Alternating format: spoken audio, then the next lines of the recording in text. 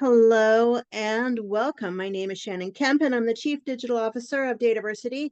We would like to thank you for joining the latest installment of the monthly DATAVERSITY webinar series, Analytics Architecture with William McKnight. Today, William will be discussing designing a data platform for the future, principles, patterns, and best practices for data fabrics and data meshes, sponsored this month by Reltio.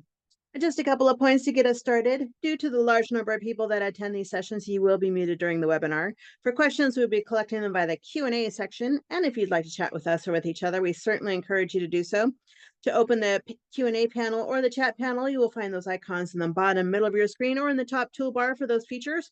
And just to note, the chat default sends to just the panelists, but you may absolutely change that to network with everyone. As always, we will send a follow-up email within 2 business days containing links to the slides, the recording of the session, and any additional information requested throughout the webinar. Now, let me turn it over to Gino for a brief word from our sponsor, Reltio. Gino, hello and welcome. Hi, Shannon. Thank you so much for having me today. I've been a big fan of these over the years, and it's always a pleasure to work behind the scenes with you. Hi, everyone. My name is Gino Portanato. I have a 25-year history as a consultant and someone participating in the master data management area. And I'm honored to be talking with Bill today, who I've met on several occasions and discussed these kinds of issues. Architecture at Reltio, we believe that is really, really important, and we are proud to be a sponsor today. One of the things that we think of really strongly at Reltio, we were designed for the modern architectures of today. And so, when you look at Bill's slides later on, whether you're thinking of fabric, whether you're thinking of the mesh, whether it's a warehouse or a lake house, remember that you still have this data consolidation problem. And this fragmentation of the data is only getting worse. When our founders started us in 2011, MDM systems were lucky if they had 5 or 6 systems that they were consolidating. Today we have dozens of systems that need to be consolidated because, I'm old enough to remember when we all thought we were going to have one system and it was going to be an ERP. And obviously the world has gone in a different way. That fragmentation is really the kryptonite of digital and AI transformations, and you really need a layer in this architecture to bring this data together and create trusted profiles that you can share out in sub-second performance, right?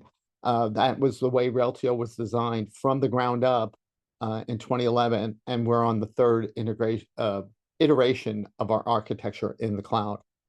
We're able to get these profiles together in a interoperable way in real time, and we augment it with the relationships and the interactions that you find from the lake house.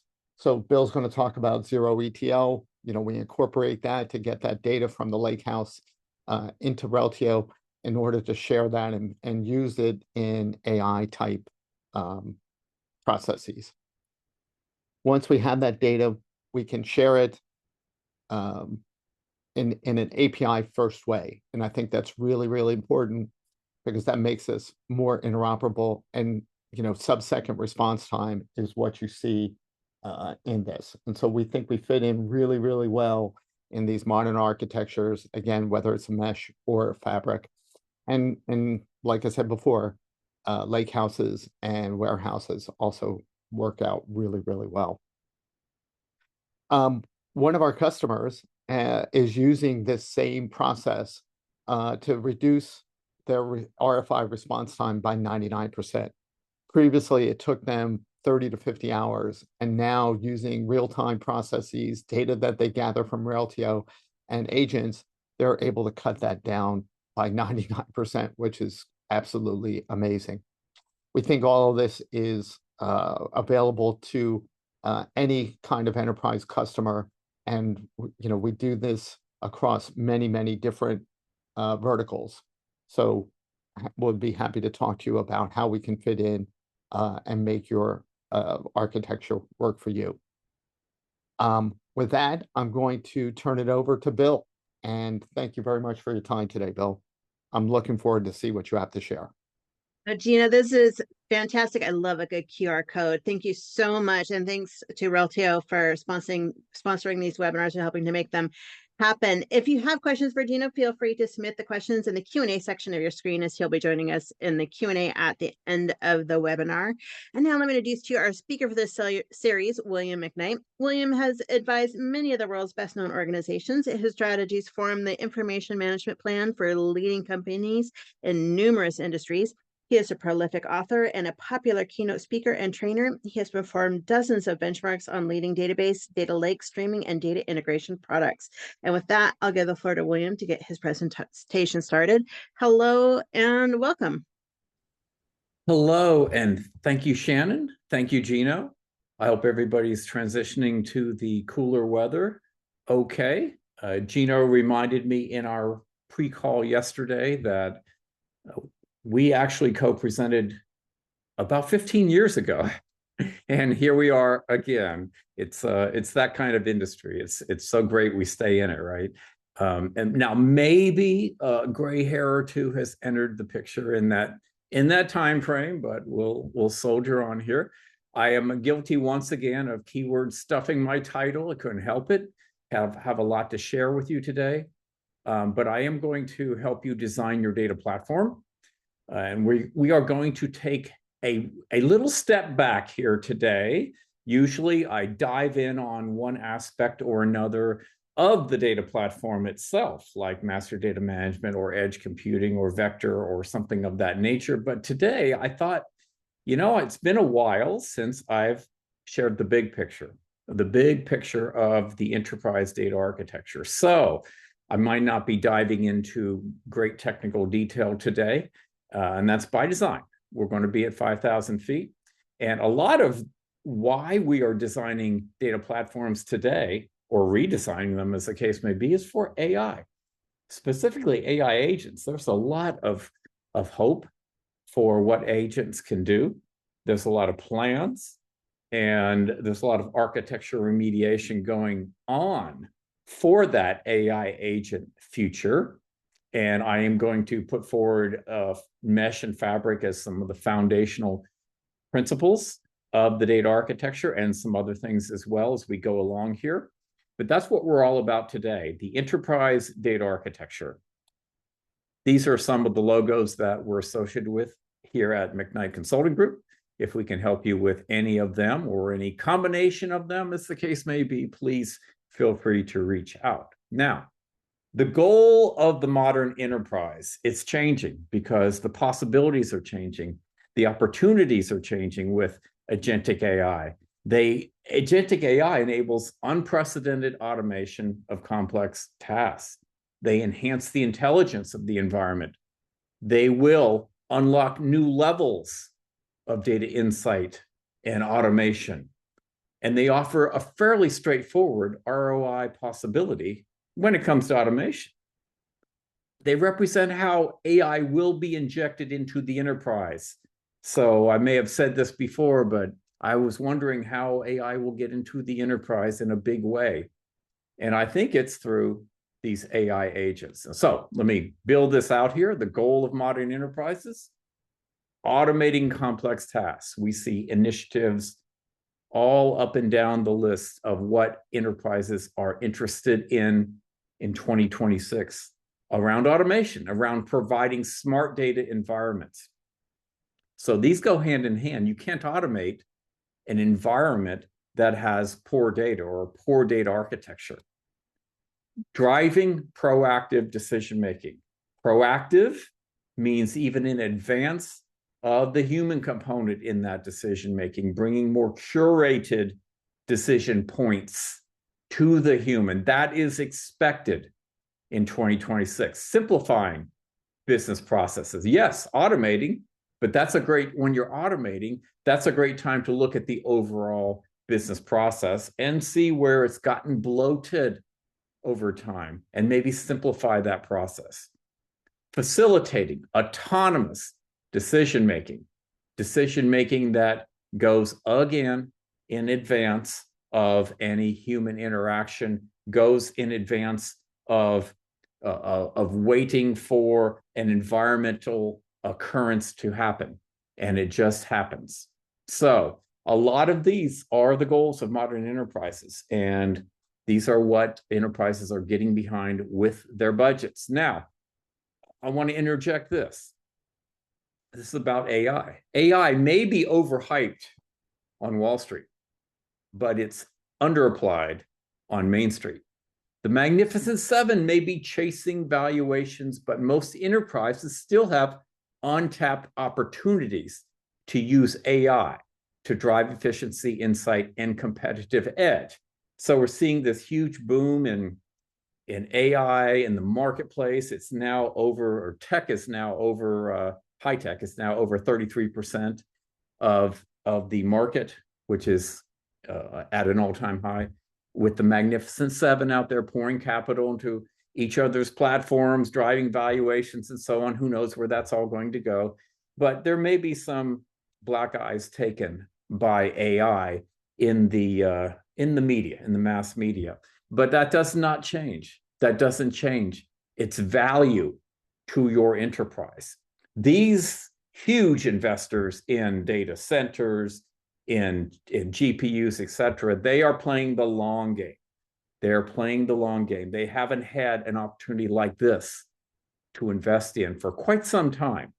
And here it is. So while these valuations may be inflated by investor enthusiasm, if that's your opinion, that doesn't diminish the transformative value that AI can deliver inside the enterprise. So the things I'm about to share with you have to do with getting ready for that AI future, and don't be dissuaded by what may happen in the broader marketplace. Now, this is the old way of thinking.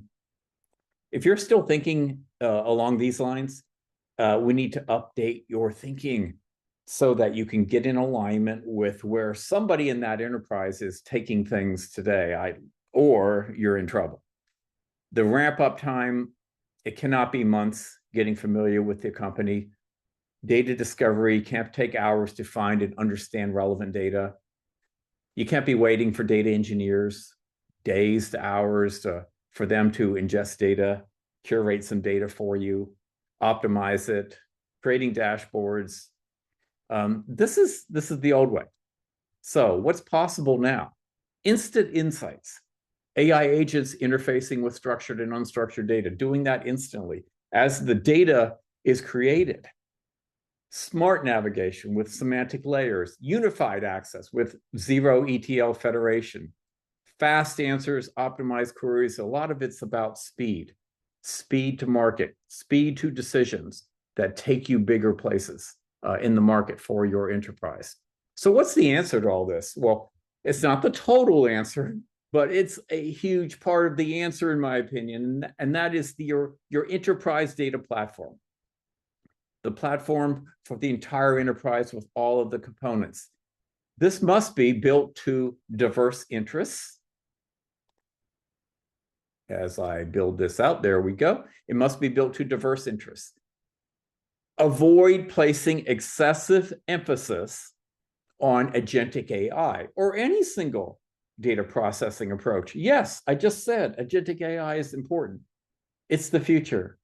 And yes, we have to have an architecture for it. And that's what I'm going to share with you here today. But keep in mind that we still have a lot going on that we have to support. That's not agentic AI, batch processing, real-time processing, stream processing, analytic, operational, vector, graph, event-driven, transactional, predictive, machine learning, deep learning. I'm boring you now, I know, but there's a lot. Natural language processing, spatial, temporal, CEP, OLAP, OLTP, hybrid transactional analytical processing, edge processing, and agentic AI. We need to support all of it. And by the way, I get the question a lot, well, how do I build an architecture for agentic AI? And that's really not the great question. The great question is, how do you build an architecture for your enterprise that includes agentic AI? And by the way, nobody's going to say, okay, we've got all this stuff going on. We've got these warehouses, we've got these legs. We've got ETL here. We've got some vector going on over there somewhere or another. Let's just wipe it all clean and build a new architecture. That just doesn't happen. You have to go forward incrementally towards the architecture that you desire. And when you get there, you never get there. You never get there because things change, right? But you have to be moving in the right direction. Momentum is everything. So we want to aim for broad enterprise usability with what we do, with a nice balance of specific and general. And this is where I will say that you have to have great judgment in the enterprise. This is where great data architects show their value to the enterprise by making these judgment calls. And today, with the pace of activity in these areas, judgment calls are made every day. Every day. So this job is very important of the data architect attending to all of these things. Minimize redundancy. Yes, although some will inevitably occur. Maybe I should have said minimize because sometimes it is appropriate. I guess I would rather say do a heads up job with redundancy. Know when you're doing it. So you have to know what your data assets are, so you know when you're doing it and do it in a heads-up way. So I'm about to present to you the data mesh. And we're going to talk about what data goes where. And there's certainly going to be redundancy in that architecture. Some of it's for localized performance. And some of it's because there are some special characteristics. And some of it's just because. It's because that's how it worked. Getting back to that, I'm not getting a clean sheet of paper. That's how it is. And that's not a priority to fix that right now with everything else going on. So you all have a different hand that you're handed, okay, that you have to deal with here. Data reusability. I want to mention something here at some point. I think this is probably a good time talking about data reusability, but it's model collapse. The model collapse, these models, these LLM models that are being built. A study showed that of English language web pages, around 52% of newly published articles, and that is those with greater than 50% of the content detected as AI generated, were AI generated as of early 2025. By now, it's probably even more than 52%. And so where are these LLMs getting their training data? From the internet, from web pages, among other things, but that's a big one. And a lot of that is stuff that they've already generated. So they're feeding on themselves. It's like a dog chasing their tail. There's going to be a point not in the not too distant future where AI models reach the point of diminishing returns in terms of what the smart that they can bring to the table.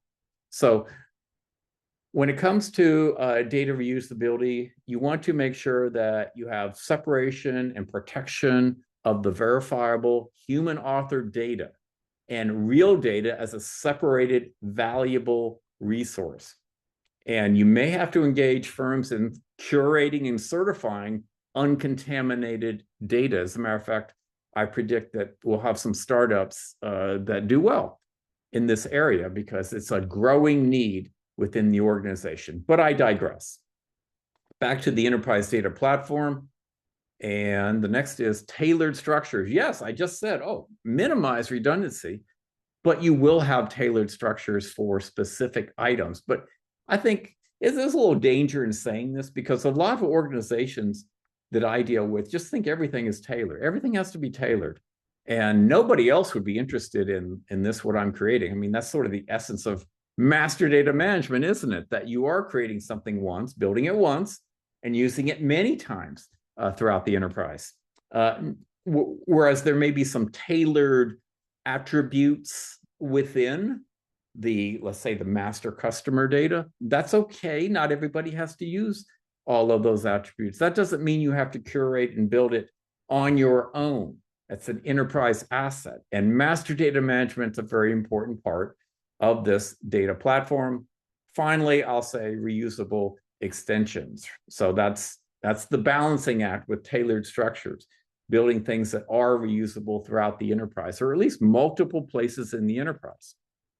So what do? Do we just take wherever we are with our data platforms and just put an AI, I'll call it a Band-Aid? Don't mean to be harsh, but just start doing AI with it. There may be a time and place for that. But so many organizations that I've heard about and deal with personally are really not ready for that step. And they will be suboptimal in their AI journey without doing some things. Some things I'm going to talk about here today. Now, suboptimal is not necessarily a bad word. Everything is suboptimal, but there's that judgment of when you need to remediate the data in order to get it to where you're ready for big things with AI. And I'd say most organizations, they really have to, at the least, be doing some data work in parallel with their AI work to get the most out of these AI efforts. And some of the big things are data silos. You have data silos. You have a lack of governance. There's still data hoarding going on. You have unwieldy legacy pipelines, which are not documented. They're all over the place, hundreds to thousands of legacy pipelines in enterprises, and a lack of an architecture focus. It's all been bottoms up. And AI will not allow that to continue 100%. There has to be some top down. That's what we're doing today. We're taking a top down look at our data architecture. So what's the answer here? I'm going to present distributed data architecture patterns as part of the answer here, a nice balance between centralized and decentralized, because we have these single data lake architectures, or maybe in your case, single data warehouse architectures that you've been striving towards for years and years, maybe decades. That has shortcomings that lead to unfulfilled promises at scale. It's monolithic, complex, performance limitations, governance issues, it's just too big, and hyper-specialized ownership. So the goal here is to get in alignment with the operational systems on domain-specific boundaries. Domain-specific boundaries, that's key to the mesh approach, and I'll get to that. But there are also central data teams here. It's not just centralized data, there are centralized data teams, and that might be a spoke on the mesh, but these are siloed from organizational units. So you have to learn the domain before engaging. Okay, pros and cons of following architectural patterns.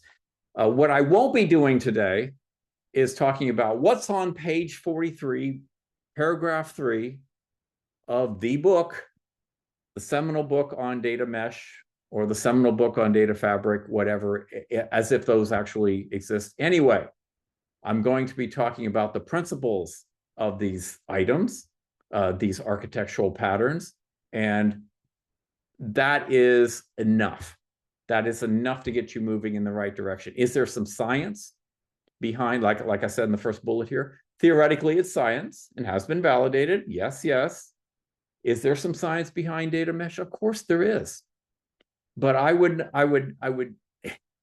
also balance the need to go into deep science with it, with the need to deliver to the business. And that brings up the cons of the approach. Can start to lose focus on the business priorities because you're more concerned with what's on page 43. May not be right for you. It can be overkill. Some of you are in smaller organizations. Maybe you can get away with the one lake house in the sky kind of approach for your data problems. And I say great to that. But I know I've got bigger, mid-size, and enterprise level personnel on this call, and I have to say to them that you will need something more than that. So we're not trying to get into the Hall of Fame here. We're trying to meet business priorities. If you're trying to solve an important problem, judge your solution by its measurable progress, not how it sounds on paper, okay? So with that in mind, I've come up with some questions. These are questions I ask clients. These are questions I ask people about where are things today. This gives me a handle on where a client or an enterprise is. Now, the higher your response, the stronger your response to these questions, well, the more hard you have to go in on the distributed architectural patterns that I'm talking about, the less you can get away with whatever you're doing. Just do whatever, and a lack of an architectural focus. So how many stakeholders regularly search for and access data? Hopefully you have a lot. How many stakeholders are independently analyzing data? How many data-driven apps? What's your usage and adoption rate of your data catalog, analytics, and AI tools? And if that's a low answer, actually, that means you have to do more. Are there many types of data frequently used? The higher the answer to that question, yes, the more you have to go into it. I suppose I could take a few hours and come up with actual numbers here, and maybe a spreadsheet or an online form that you all can kind of find your way in. I haven't done that though, so I'm leaving it to your judgment. Is there an active data community, and how engaged are its members? If there is not an active data community and users and the data community is not engaged, then all the more reason that you want to go hard into the architecture I'm going to present. Now, these are not mutually exclusive. Data fabric, data mesh, data lakehouse, and data warehouse, and other concepts. So I have seen conversations at, I remember one at an event a couple of weeks ago. Well, we do a data mesh. Oh, we do a data fabric. It's better than the data mesh. That's not a good argument because these are not mutually exclusive. And I'm going to strongly suggest that all of these have relevance inside your data platform. And we overlay this with open data formats, master data management, edge computing, translytical databases, multimodal. Yes, all needed today for a lot of organizations. So the proposed solution is a shift based on the convergence of three key principles from modern distributed systems: domain-oriented distributed architecture, data as a product, and self-serve, data infrastructure as a platform. We really want to enable self-service to the platform, and we want to give our AI agents access to all of the data. Now, the foundational layer of this architecture is the data mesh. And you can for sure call me out that my graphic isn't the greatest, but I tried. It's hard because there are multiple data lakes, there are multiple data warehouses, there are multiple data integration pipelines in a mesh. And at the spokes of the mesh, if you think about hub and spoke, at the spokes of the mesh, you will have structure. You will have probably lake houses, we'll get to that, but maybe warehouses, but you will have structure, you will have data. You will have data that's being highly curated there that's interesting to other parts of the mesh, which hopefully over time spread across your entire company. That's a beautiful thing. That's a beautiful thing when it happens. So the data mesh architecture decentralizes and decouples components by business domain. Now, I'm not going to go hard and heavy on what's a business domain. Now, it's a business domain. Okay, this is kind of an MDM term, right? But it's a subject area of the business, like customer, product, sales, et cetera, et cetera. Okay, that's what a business domain is. But if you want to say, for us, a business domain is a business department that curates certain data for everybody. A business domain is an application. Okay, you know what? That's fine. I'm a momentum kind of consultant. When I see momentum that's going at least in the right direction, maybe it's not the best momentum, maybe it's not the hockey stick momentum, but I'm going to go with that. I'm going to go with that. There's plenty that's not going that way everywhere, including at your enterprise. That's the stuff that you want to really focus on. But there is a concept of good enough. So by the book, the data mesh business domain is a subject area, but there can be different interpretations of that, I'll say. This data mesh idea is it's an architectural construct. It's not tied to a vendor. not tied there. And I don't know really of tools.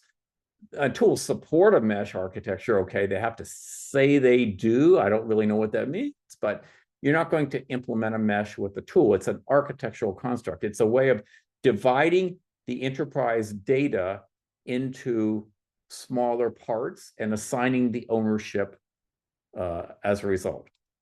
Very flexible for self-service.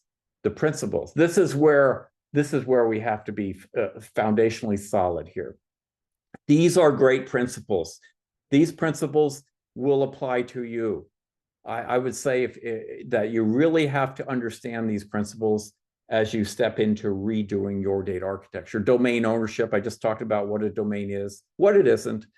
They offer a bounded context. So a team will own a domain, whatever that is, and will be responsible for that data. Data as a product, I'll get to that. Self-service data. So getting IT, getting the engineers out of the middle of whether an AI agent or a person, an analyst, wants to have access to data. Distributed pipelines, serve and pull idea with largely with APIs, and federated agile governance, not a lack of governance, not a, oh, we don't need governance anymore kind of thing because we don't have one centralized data store for the company. No, you need it more. You need it more. That data is still going to be shared throughout the company. So we need global standards for the quality of that data. In this architecture, there's lots of self-service data. Consuming data should be easy. Frequently, it's compared to microservices. I won't bring that in too much, but if you know that, you can think about it that way. So all data is source-oriented, domain data, and consumer-oriented and shared data. So this is a serve and pull approach where domains are responsible for making their data available. So this creates new roles within the company, oftentimes. And one of them is a data product owner. Okay, hopefully you can see some of the benefits already, but these are the specific benefits of a data mesh: the democratization of data, getting away from those silos. It's cost effective. It's a nice balance of central and decentral. It reduces your technical debt. And that's another thing. We want to iron out all the technical debt that we have inside the company. We need a plan for doing that. We need to look at the project list that we're supporting from an architectural perspective and look for opportunities to do that. So distributed architecture reduces the strain on the storage system, providing more accessibility to data via APIs. It increases the mesh, that is, increases collaboration, safety, and adherence of data. Plenty of use cases. I really shouldn't even try to bound the use cases, but these are some of the big ones: BI dashboards, customer experiences, machine learning, or at least I'll say these are areas that I've seen and heard about the mesh being very applicable. And but I don't want to bound it. I don't want to bound it here. As a matter of fact, I know I'm speaking to people from all sorts of companies here today, large and small, different industries and so on, but I feel comfortable saying that for the most part, data mesh is for you. Data mesh is for you. Those where data mesh may not be interesting, small organizations where you're already analytically centralized, or where you absolutely need really high centralized control. Okay, that could, I guess, convince me and convince you that maybe you don't need a data mesh. Okay, the data mesh way, there is still a centralized platform. So let's talk a little bit about that. It might just be a spoke on the mesh that's nominally noted as a central platform, and it may have some redundant data, may have some summary data that might exist in other spokes on the mesh, but there is a centralized notion within this. Ingesting data into a central platform, extracting and loading data, flowing data through centralized pipelines, and yeah, there's a centralized data platform. But the majority of the data is going to be out on spokes within domain areas. So in the data mesh, You serve data from domains. We de-emphasize all that centralized platform stuff. So all that centralized platform things I just said, yeah, that exists in the mesh, but there's more. There's the mesh concept. There's all the spokes on the mesh. It's not just a centralized platform. So you're also preparing and sharing data products, publishing events as streams from domains, and it's an ecosystem of data products. So we're treating data as a product, and that's going to be very key to how we distribute the data. And I'll come to that in just a bit. But you may be wondering, okay, what's on the spokes of the mesh? Well, for the most part, I think a data lakehouse is appropriate to be on the spokes of the mesh. So within a data mesh architecture, a data lake, or a lakehouse, or a warehouse, it's simply a node on the mesh. And so, I mean, sometimes a data warehouse is totally still appropriate. But for the most part, the value add of having the value of a lake on low-cost cloud storage and a data warehouse with high robustness of capability and functionality for alphanumeric data, for the most part, your spokes on the mesh are going to be interested in all of the above. So that brings the question back to you as the architect. What goes where? What goes where? What goes in the warehouse? What goes in the lake? Well, there's a bigger what goes where at play here, isn't there?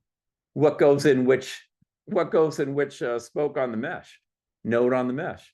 You can have redundancy there as well. Just do it all in a heads up manner, and you will not be able to do that without some form of a centralized architectural approach and a lot of great data architecture skills in the shop.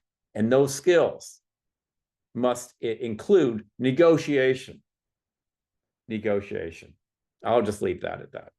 But there's a lot of that goes on in architecture.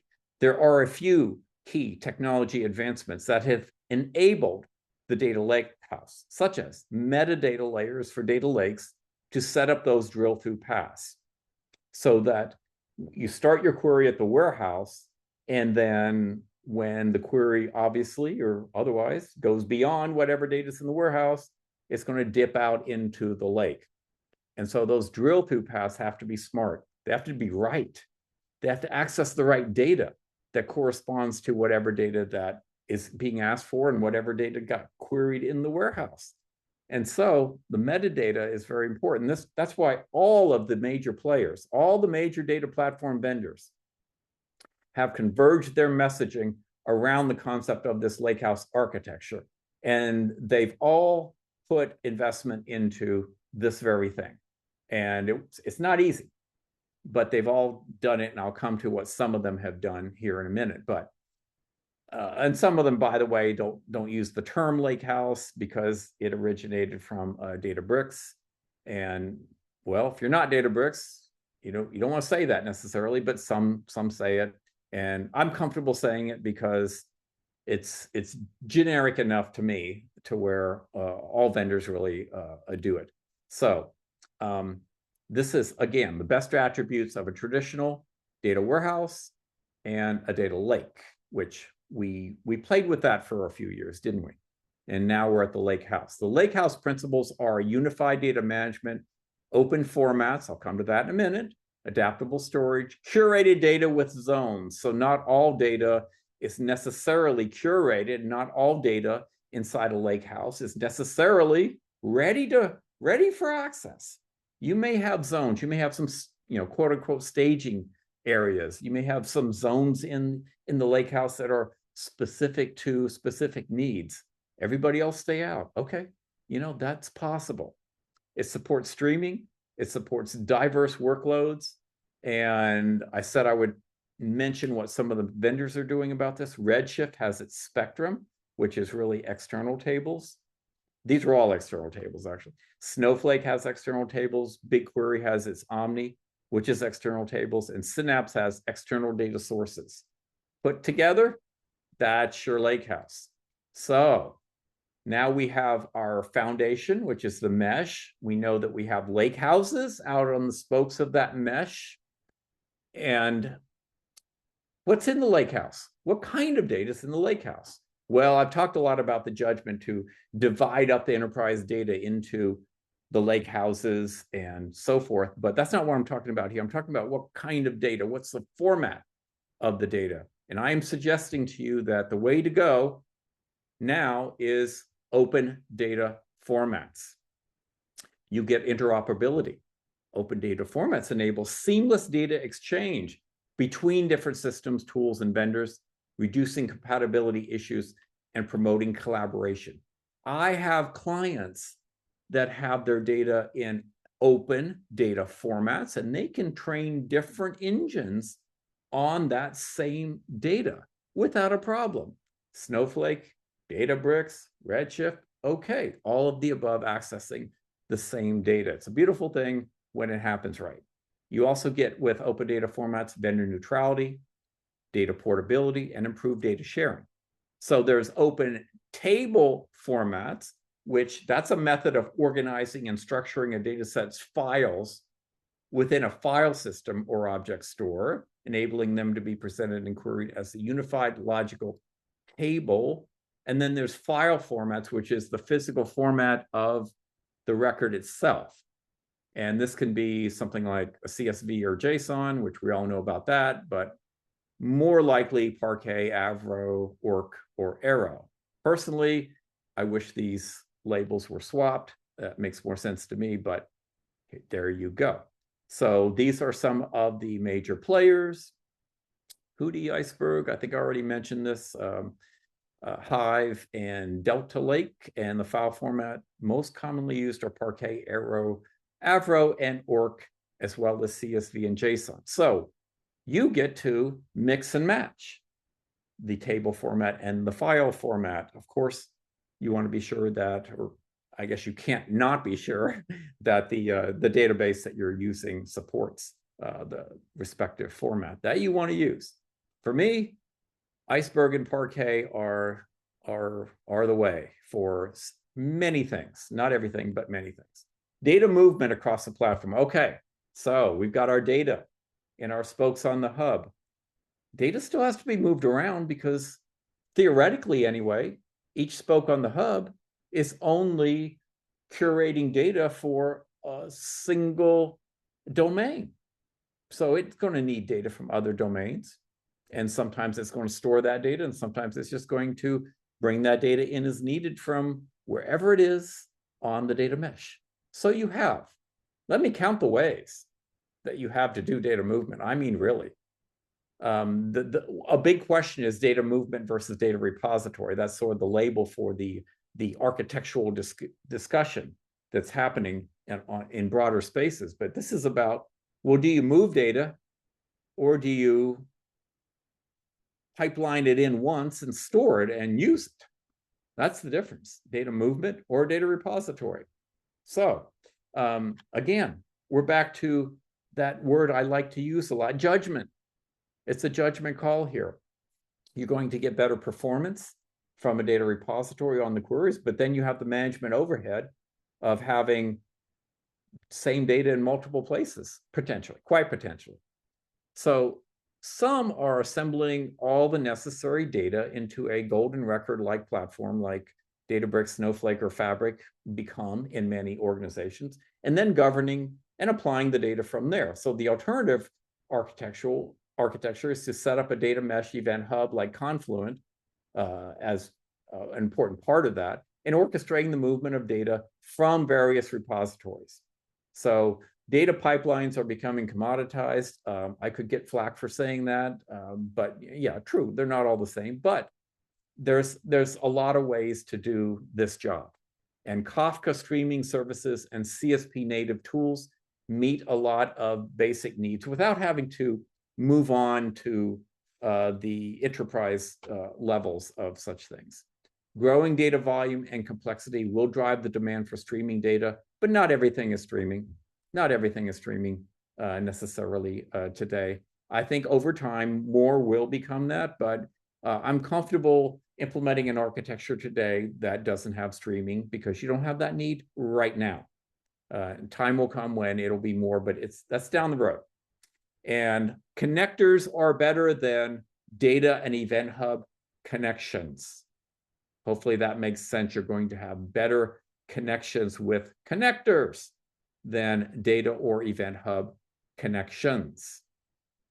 But however you move the data, move it as a data product. That's my suggestion. There are benefits to this idea of a data product. And I call it an idea because data products, it's something that you can mold to what you need within the enterprise. But one of the key benefits of it is that it's standardized within the enterprise. So you do need to come to a standardized way of doing this. And you end up with high data sharing, high data services, high data interoperability, and it works great with the mesh. So data product development, you have all these concepts at play: data ownership, data definitions, data lineage. And this is all the things that you're going to serve as a data product owner on the data mesh. And what you will establish is data contracts with the parties that are interested in your data. And I have evolved my data contract approach over the past few years to where these are the main questions that I want to ask. And I don't know if there's software out there for this or not. We just do it. We do it with good old, sometimes Word or Excel or what have you. But these are things I need to know in order to serve up a great data product to you. And so these are the things that I ask, and I'll leave it here for you. Now, you might think, oh, talk so much about the mesh, maybe it's more important than the fabric. Well, maybe it is, but we still have a fabric at play. This is, again, I'm in the area of moving data around the organization, which is highly facilitated by a data fabric. It's a modern data management and integration architecture designed to create a unified, automated, and intelligent layer over disparate data sources. It connects everything. It's all about using metadata to automate the management and governance of data. And more automation becomes possible by providing this unified, centralized platform for data management, integration, and governance. This enables data to flow freely. So it utilizes this continuous flow of data all over metadata assets to provide insights and recommendations. The patterns in the metadata can start automating data quality rules and analysis. So I say the data fabric is really the key to automation in the enterprise, hands-off AI-based automation, because it is going to have access to all data. Now, there are tools for the data fabric. I'm not going to get into that today. I've done analysis of the tools in the marketplace, but unlike the mesh, there are tools for the fabric. These are the principles around data fabric: intelligent and automated, and so on. It scales. It allows decision makers to view all data more cohesively to better understand whatever it is that they're trying to understand: the customer life cycle, the product life cycle, etc.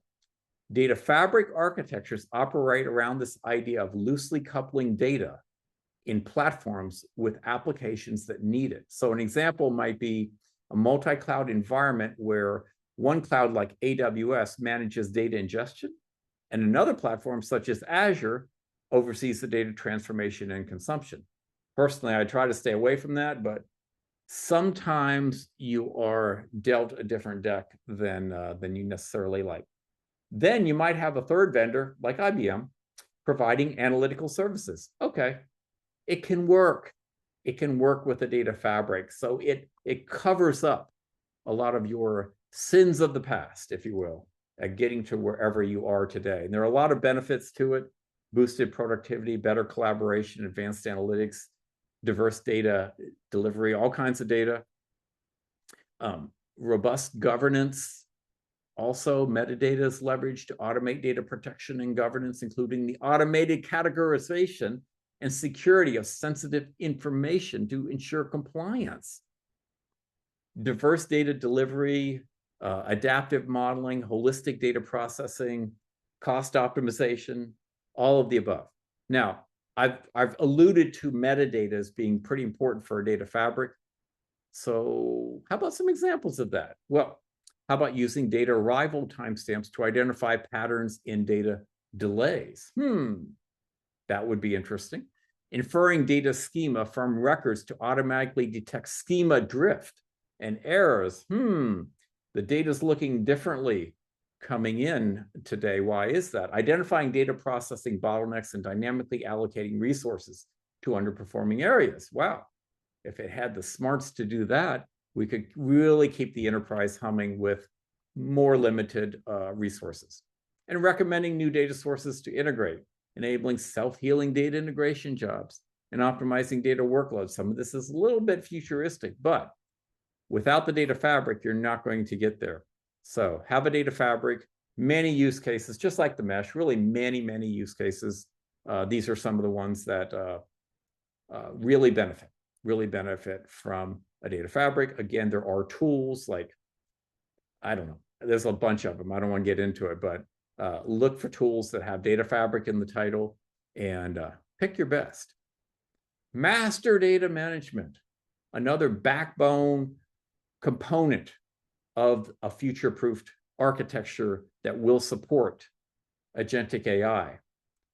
When I talked about the mesh and you have all these spokes on the mesh, do you want all of them to be growing and creating their own customer, their own product, their own this, that, and the other thing? There's probably 10 to 20 to 100 different real subject areas in your enterprise. And it's a beautiful thing when you start with one, you see the benefit and you just want to do that way, do that MDM way for every one of your subject areas. And this has happened to us many times where we go in, we're thinking customer or product because that's what everybody thinks about. And if it's done well, and you see how master data management is done, it's the way that data gets curated, it's the way that data gets cleaned and distributed that you want to do. And you love that build once, use many concept, which is nowhere more evident than with master data management. So I don't know how to draw it, but it's probably a spoke on the hub of the mesh, on a hub of the mesh. And from there, the master data gets distributed. And there's your hub. Yes. Hub means database. Hub means database, Oracle, SQL Server, what have you. It's a database that houses all that data in different zones, by the way. It has the concept of zones, but the final zone is what's important. That's the data that's golden and will be distributed. And that's the customer, the product, the everything else that everybody needs that they don't have to go off and create on their own. Very important to an efficient architecture. Now, the data architecture also needs, and now I'm sort of in my grab bag of, yeah, you need this too. Translytical workloads. Some databases do both OLTP and OLAP today and do them quite well. As a matter of fact, I would venture to say most databases are trying to get into that game today and create a more efficient operation for you. So where that opportunity exists for you, it's worth giving it a shot. Multimodal databases, same kind of deal where all of these data types can be stored within the database, including vector, by the way. Data at the edge processing. Yes, the edge doesn't have to be just some flat data with no processing and no AI and just a little bit of data. No, it can actually be pretty robust today. And I gave a whole talk in this series on edge data, but it's a part of that architecture too, if it makes sense in your business. This doesn't make sense in every business, but I show you some of the ones where it does. So as we get towards the summary of this, I show you a different view of the mesh with hubs, with data products that get exchanged with other hubs on the mesh. And oh yes, there's edge up there as well. Challenges to building the data platform, the challenges you will face at getting to the platform that I just talked about. It's a moving target with many components. Next year, when I present this, I might have something different to say and something more to say. And I'm going to be sorry about that, but we have to build with what we know today. And this is what we know today. And I think it's very future-proofed. I think the future is agentic AI that's already upon us, that's already incorporated into this architecture. So I think that it's just going to be supportive of that future that's going to be doing more with AI. And hopefully we're bringing our data to a maturity level where it can support that kind of AI. And we don't have these technical challenges of data quality and availability, explainability, scalability, and performance. Yeah, the good old ones. Haven't you heard this over and over? Yeah, it's here again. It's here again. And then process challenges. I didn't have time to get into all the processes around this architecture. I did say you got to negotiate. You got to negotiate hard and stand firm on those things that you absolutely have to have in order to be even mildly successful. But you got to give on other things as well. You have to align with business goals.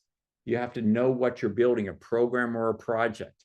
Are you trying to do something holistically? You're just trying to support a project and get through the quarter. And in summary, build the enterprise, build the mesh, have lake houses with all of the attributes that I talked about, and therefore you will support AI by enabling robust data pipelines, providing real-time data, facilitating scalable AI model deployment, supporting diverse AI use cases, and ensuring data governance and compliance for AI applications. That brings me to the end of the formal part of the presentation, and I'll turn it back to you, Shannon, to see if we have any questions. William, thank you so much.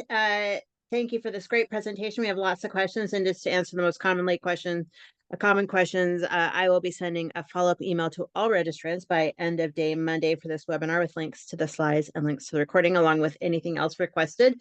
Diving in here, William, and Gina, we invite you to answer as well. Does creating a data product fall under data architecture domain or data analytics domain?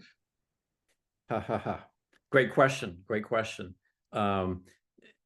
So is that it's kind of an equivalent question to, is the data product a push or a pull? If I want the data product, do I have to do the work to get it, or is it my responsibility as the curator of the data product to be pushing that data? And I've seen it work both ways. I've seen it work both ways within the same enterprise. Again, it gets back to negotiation there. So you will ask for the data from a data product that you need for your analytics. How's that? For that, it's not necessarily an overarching data architecture issue, because it happens every day. This is not something that the chief data architect would concern himself with until the ball gets rolling with, or after the ball gets rolling with data products within the architecture. And that's where it gets taken over by application developers and analytic personnel, as you mentioned, and just whoever's supporting the agentic AI. Hey, Gina, anything you want to add?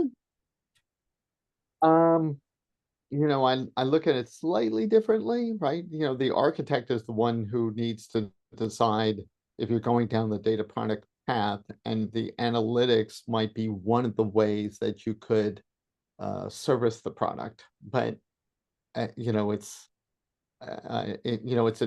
an interesting question to think about for sure. Perfect, thank you. And how do you see concepts like medallion zones, bronze, silver, gold fitting with all this? I know you did a webinar on that a while ago, William, and I asked because some organizations and folks seem to think that it's the magic bullet that solves everything without having to worry about mesh, lake warehouse, data warehouse.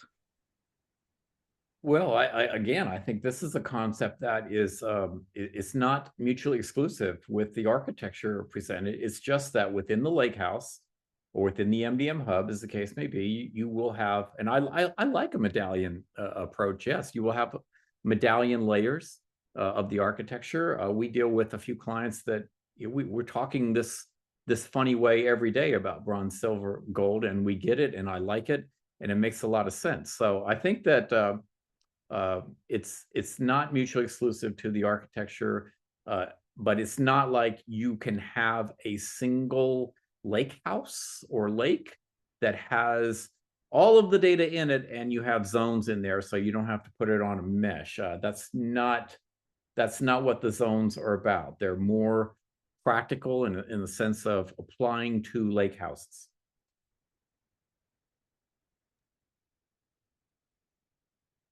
Great.